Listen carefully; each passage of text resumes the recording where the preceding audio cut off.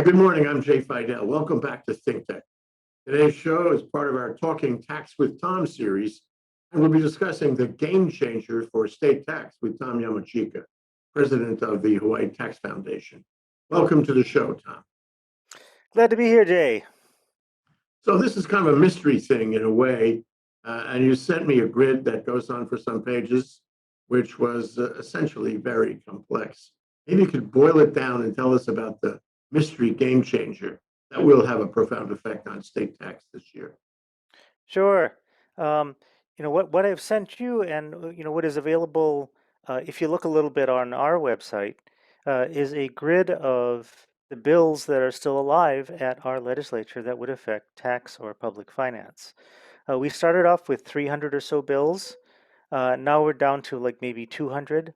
A lot has fallen off in the past day or two.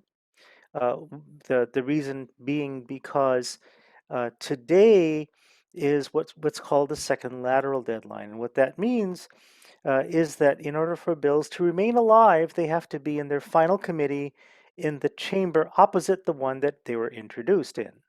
So, for example, a tax bill that's introduced in the Senate normally would have to make it to House Finance by today, uh, or a tax bill that was introduced in the House would have to make it into Senate Ways and Means by today. There are variations on the theme, of course, but since those two committees are the money committees, they normally have the last word on tax bills. Mm. We talked last week about But any committee can squash a bill, any committee to which the bill has been assigned, yes, can or squash it. it can not have a hearing, or it can recommend, that the bill be shelved. Any committee along the way. And can you take a moment and explain what happens when the president of the Senate or the leader of the House, the Speaker of the House, wants to kill a bill by referring it to too many committees? How does that work? Sure. One of the functions of the Speaker of the House or the President of the Senate is that office determines which committees a bill will be referred to. And, sometimes there's one, sometimes there's two, sometimes there's three or four, sometimes there's more. Um, but there are guidelines on what subject matters each committee has, and bills that cover more ground may be expect to be referred to more than one committee. Now, sometimes you see committees referred to with a slash, like uh, you know, JHA/FIN, and what that means that in the House, there's a bill that is has to be heard and decided upon by uh, a joint committee consisting of the Judiciary and Hawaiian Affairs and the Finance Committee of the House.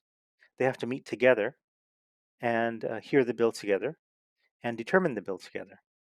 So they both have to vote. Mhm. Okay. And that decision is made by the president of the Senate or um, of the Speaker of the House. Yeah. Right. The president or the speaker would determine which committees the bill gets referred to in what order, and whether they're referred to joint committees or committees in series. Mhm. Okay. Yeah. So the last time we were talking about what's called the Enola Gay Bill, Senate Bill 56, and because of the public uproar around it, the House Speaker, Scott Saiki, did what's called a quad referral. So he referred the bill to 4 different committees in series. Okay, and given the time frame in the legislature, it's almost impossible for any bill to pass a quad referral for 4 committees in series. Well, you And say it's almost impossible, but suppose the four chairs of the four committees, get together one afternoon and say, we know this is a quad referral. So how about we go through all four hearings on the same day and get it behind us? Is that possible? Is that done? Does that happen? it's not possible because to clear one committee and go to the next one, uh, the committee has to hear it, decide upon it, and file a report. And then it's technically referred to the next committee on the next day. Mm. So if the bill is referred in series, that can't happen. Mhm. If the bill is referred to a joint committee, then perhaps it can. So the committees would have to hear the bill jointly and then vote separately, but hear the bill jointly. So if I'm the president of the Senate or the Speaker of the House, and I want to kill a bill, why should I go through that kabuki? Why not just kill it?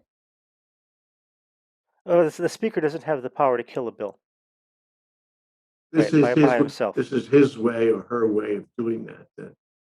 Yeah, no, a much easier way is to refer it to a normal committee and tell the chair of that committee, go kill the bill. That would be easier, wouldn't it? Yeah, that would be much easier. Save trees. Anyway, Indeed. thank you for that. Please continue. Sure. Uh, so the rule says that by the second lateral deadline, which is today, a bill has to be in its last committee, which means that the committee report and the hearing, the vote, and all that kind of stuff preceding the second to the last committee's vote has to be on file by yesterday. So as of midnight last night, if that committee report didn't get filed, um, it doesn't go to the last committee and the bill's dead.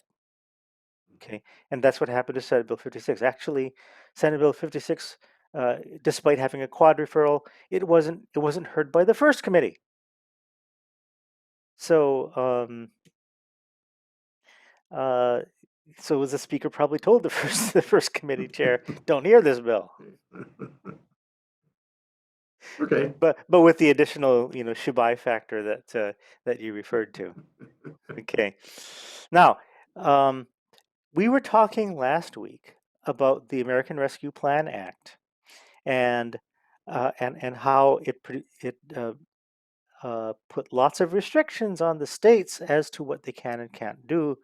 They can't advance a revenue loser. They can't advance a credit. They can't advance a deduction. They can't advance an exclusion. If they do, it'll reduce the federal aid by the amount of revenue loss that the bill creates. Okay. What's the policy behind that point? I think the feds wanted their money to be spent on legitimate expenses of government as opposed to given away to taxpayers. So they thought that states would get complacent and would, in anticipation of the relief money, they would just spend a lot of money on tax credits and the like. Uh, Or they could give it to special interests by industry specific credits or incentives. mhm. Okay, well that's defensible, isn't it? They didn't want anybody to pull the rug out from under the relief bill. Yeah. There are still interpretive questions about how it actually works, but and everybody's still waiting for guidance from Treasury on how on what the mechanics are. Mhm. Uh, uh, but the fact that the provision is there that it says what it says, scared a lot of lawmakers and led to the death of lots and lots of bills. And let me go through some of them. Uh, there was a there was a bill which I liked to require the Department of Taxation to make public its revenue estimates. That one didn't get a hearing, and that one's dead. Uh, there were Why would that fit within that policy? It doesn't, Hmm. but committee chairs and others make decisions on bills at this time of year anyway. Mhm.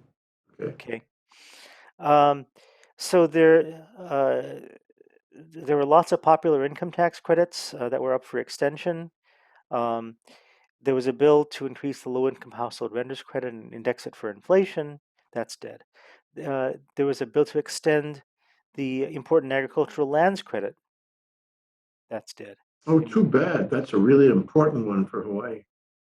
well, I mean, only there were only like two or three beneficiaries. There should be Um, more. If you make an incentive, you're trying to get more beneficiaries. And agriculture is critical to oh our yeah. diversification and our economy going forward and our resilience going forward. Yep, there was a bill to establish an exemption for the first $100,000 of income from taro farming. Another agriculture bill. Same That's thing. yeah, and that's toast. Too bad. Um, One of the bills that people were following, very, very uh, heartily, was a bill to retroactively exempt unemployment compensation for 2020. As you know, the feds did exempt the first $10,200 of unemployment compensation, and there was a bill to do so here also. This was Senate Bill 614, but it didn't make the cut. Uh, Apparently, the labor and tourism chair got scared of the federal provision and thought there was no way it could pass. Scared is the operative word, sounds like, because it's not clear. As you said, Treasury has yet to give us interpretation on these things. So he just ran the other way. But query, couldn't you make a bill that says we're going to give this credit, but only if it does not generate an adverse effect on the COVID relief side? Well, that would be hard. I mean, if the bill's gonna lose revenue, then I think it's pretty clear from the statutory language that you got problems. Mhm. Okay, and that's probably what um, Chair Onishi was running from. And not it's possible to so-called keep the bill alive for further discussion, um, but I mean the way I was looking at the federal law and I think the way he was there really wasn't any path to save it. Mhm. You say Okay. save it, but we talked before about the fact that this is the first year in the biennium. So if they just put it on the shelf, it comes back automatically next year, right? Yeah, in theory, yes, that's correct. So that would be one solution if they're, intimidated by the possibility of loss of federal money. Right. Um, so as an example of that, Senate Bill 867 extends the low-income housing credit program for 6 years. Now, it's not perhaps as clear whether that's barred under the federal act. So the Housing Committee decided to keep it alive and send it over to Finance to make the final call. Okay. There were some other bills that affected the solar credit, the healthcare preceptor credit. Uh, there was a bill to require DBED to publicly identify the taxpayers who are receiving certain tax credits and publish their names. That's also dead. Well, but that's not related to this provision in the COVID Relief Act. No, and another one would have eliminated the home mortgage interest deduction for second homes under our income tax law. That's a revenue raiser, Yeah. so that wouldn't have been impacted, but that also died. Yeah. Okay, But we don't. So I guess what I hear you saying is we don't know exactly why these bills died. right. Sometimes it's related to the COVID relief, act, and sometimes not. Yeah, we don't always know why bills die, but we know that the COVID um, relief bill is responsible for a lot of them. Mhm. Okay. Um, the Senate had championed a bill establishing the Aloha Homes program, where the government buys lands and leases to qualified residents and provided a GET exemption for sale of such leases. That one also got a quad referral, and that one's toast. Um, Another one created a GET exemption for groceries, and that one's bit the bullet as well. Oh, too bad. I'd like to see that pass already. In the transient accommodations area, pretty much everything that was proposed is now dead. There was a bill that established a green fee surcharge of $20 per visit. there was a bill that automatically added or subtracted 1 percentage point to the TAT rate per million visitor arrivals. So if, for example, we had 9 million visitors come, the TAT would be 9%. And then the following year, if we had 8 million in the previous year, we'll go down to 8%. So that's a tourist go home bill. Yeah, I'm not sure that that's really a good bill anyway. But you know what I get out of this though is that if the state increases taxes and does things to increase revenue, at least theoretically, that does not, require a curtailment of the funding that comes under the COVID Relief Act. That's If right. the state is going to reduce its income by any means, credits, deductions, what have you, then that could or would or might reduce the money that comes from the federal government. Right. So it would seem to me that the move to increase taxes here in Hawaii would not be affected by this. And my question to you is, how are those bills doing, the ones that were introduced to increase taxes? Okay, so let's talk about some of those. We talked last time about what I called the Enola Gay Bill, Senate Bill 56. That one, as we mentioned earlier, got a quad referral, and it didn't make it through the gauntlet. So that one's now dead. Um, there are, however, different bills uh, uh, to that address certain pieces of what might have been in the Enola Gay Bill. Like, for example, there's a separate bill that goes after the capital gains rate. That just got heard by Ways and Means. The decision making is next week, Monday. Um, so capital gains tax increases may still be alive. And um, this is kind of a truism, but uh, any bill that is still alive now is a potential receptacle for um, tax increases if the title's broad enough. Because the only thing in a bill that can't be changed is the title. And if the title is broad enough, and there's several that say relating to taxation, you can shove all kinds of stuff in there. How do you feel about that? Is that fair? Uh, the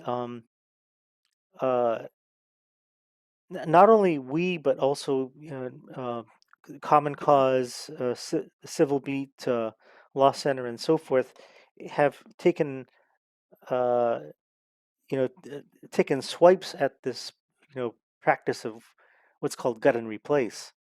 That has been kind of a staple in Hawaii legislative practice for decades. Uh, the fight is still going on.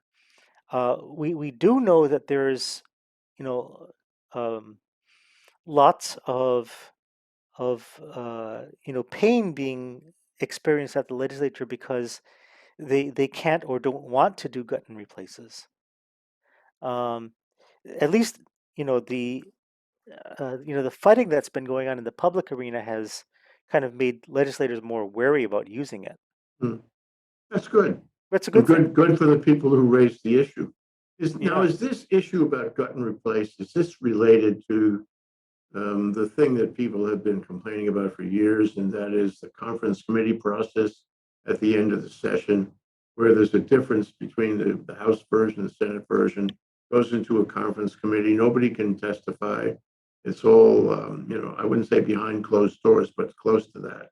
And the bill can come out completely different Yeah, went in. that's right. Is that close to gut and replace? Is it the same thing or That's different? that's a form of gut and replace. Yeah. That's the classic form. Yeah. Well, the uh, trouble is it's not transparent. It's trickery. it is. We're gonna cut that You out. you you won't you won't hear any argument from me on that. Yeah. Now you mentioned a move to increase the capital gain tax, and I wonder if Yes. we could talk policy about that for just a minute. The capital Sure. gain tax would only apply to capital transactions, like the sale of, I guess, property, and or the sale of some, some intangible that is a capital asset.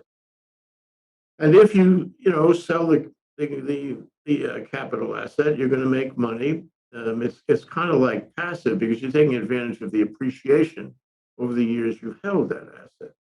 And Hawaii has been blessed with a lot of appreciation, or maybe cursed with it, because it tends to, in the case of real property, raise property values. In other words, if I have a lot of appreciation in my house, and all of it's worth now $1 million when I paid 50,000 for it, every house on the block has a higher tax assessment, real property tax assessment, because of that higher sale. And we have a lot of people who made a lot of money on capital transactions like that. So Yeah, and if I raise the tax cost of selling a capital asset, doesn't seem to me a bad thing. It will maybe stand in the way of some of these rambunctious capital asset sales, and maybe slow down all the, what do you call it, the spinning properties left and right, and raising the price, raising the real property tax, and bringing it beyond the ability of the average citizen to buy a home. If we put a little damper on capital transactions, wouldn't it have a good effect on the state's economy? well, I don't think so. And here's why. Now, the proponents of capital gains tax increases have been saying, well, come on, guys, only the wealthy pay capital gains taxes, and these are the people we want to hit. These are the people who aren't paying their fair share of the cost of government and have to pay more. Okay, um, but in response, you got to look at uh, the whole context of where these transactions come from. Like in the example you mentioned, somebody selling their home. They bought it in the 1930s for $50,000. Now selling it for $1 million. Uh, they get a capital gain of $1 million. That doesn't mean they're wealthy. Okay.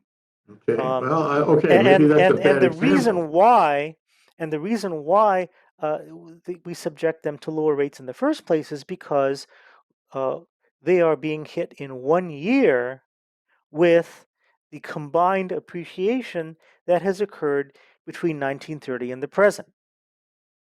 Well, Okay. but they could sell it on an installment basis, and that would, under section 453, as I remember, and that would spread the tax burden out over a number of years, wouldn't it?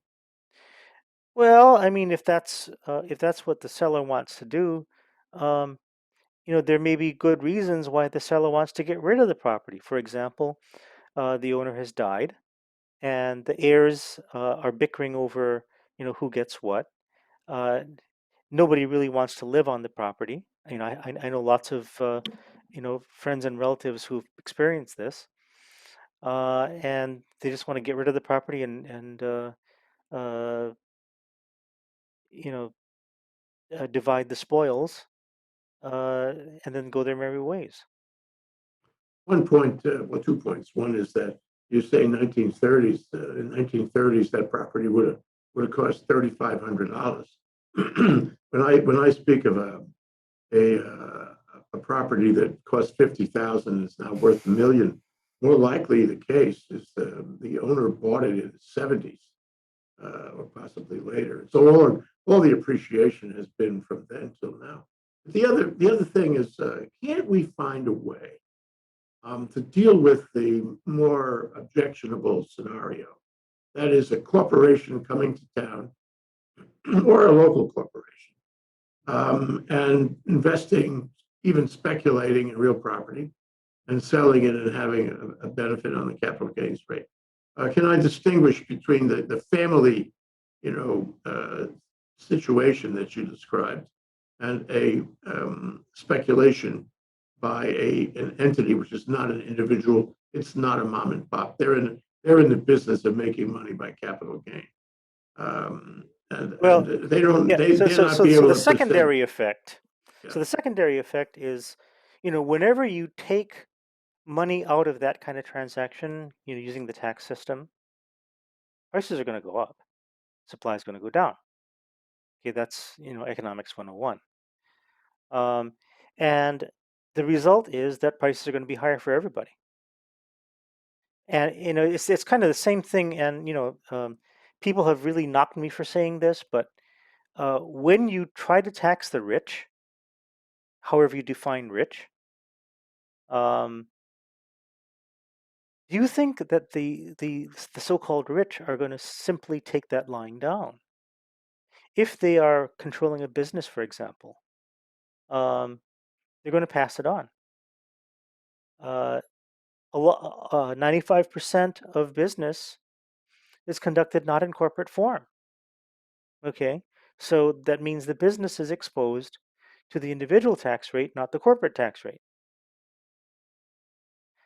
So you're taking money out of the economy, and 9 times out of 10, you have a business involved. And is the business going to just, take it and say, okay, give me another? No, it's going to come back in the price of goods and services. So uh, I don't know if that's trickle down economics or whatever it is, however you call it, uh, but the result of taking money out of the economy is wide-ranging ramifications that don't stop with the particular taxpayer or person that you have targeted at the time, or the taxpayer class that you've targeted at the time. The pain's going to, Well, go yeah, around. you can say that, and you can resist any increase in tax. But it seems to me that the state, as a matter of policy, would be better off if we could stop the spinning on these properties. Because what happens is people come to town that they pay anything that is the asking price or more, and it goes up and up and up. And Tom, in our lifetimes, the values have been astronomically increased. And even at the beginning, when I started practicing in the '70s, it was really very expensive for an ordinary human being to buy a home in this state. Now it's really beyond reach for most people, and we've got to do something. It leads to all kinds of social issues, and whether it's an increase in the capital gain or something else, it seems to me that good public policy would try to stand in the way of this rampant depreciation we've seen, because it may benefit the people who come and invest, and it may bring money to the islands, but it doesn't help the little guy at all. Well, I think you have to really take a look at what's causing it in economic terms. Um, the fact of the matter is we have a resort destination. We're spending millions of dollars in marketing money to prop it up. Um, and at the same time, we have people at the legislature and elsewhere who are saying we got too many tourists. Okay, so when the TAT bill first came up, for example, uh, my message to the legislature was pretty simple. I said, look, if you want people to stop coming, then defund the tourism marketing. It's a lot cheaper and it's a lot quicker. That's a good point. Yeah. If that's what they really want to do. They didn't do that though. They didn't do that. Of course not. But Well, is it's isn't but at isn't that the end, logical? it's political. At the end, it's political. Yeah. That's simple. So, Query, what else is cooking that might affect increase in taxes this year? What has survived to this point in the session that might increase our taxes? You remember we have an estate tax bill that's still rolling, right? House Bill 445. Uh, that one's still alive. That would lower the applicable exclusion amount from, I think 5.45 million, what it is now, uh, and right now the amount's blank. The bill as introduced would have lowered it to 1 million. So uh, I think there's some um, momentum to lower the 5.45 million to something, maybe not 1 million, but something somewhere in between, and that and we'll see where that goes. But that's potentially a big one. There is there's a couple of bills that would increase the rental motor vehicle surcharge tax. from 5 to 8, or maybe more because the amount's blanked out. There's um,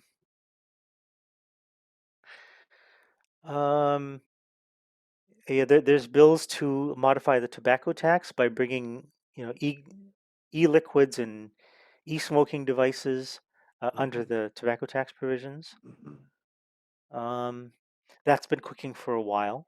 mhm. You know, Um, it strikes me though that we do have the COVID relief bill. And aside from that provision you mentioned at the outset, it's going to feed a lot of money into the Hawaii state economy. I mean, a person with 2 or 3 children, oh boy, is going to get a big check.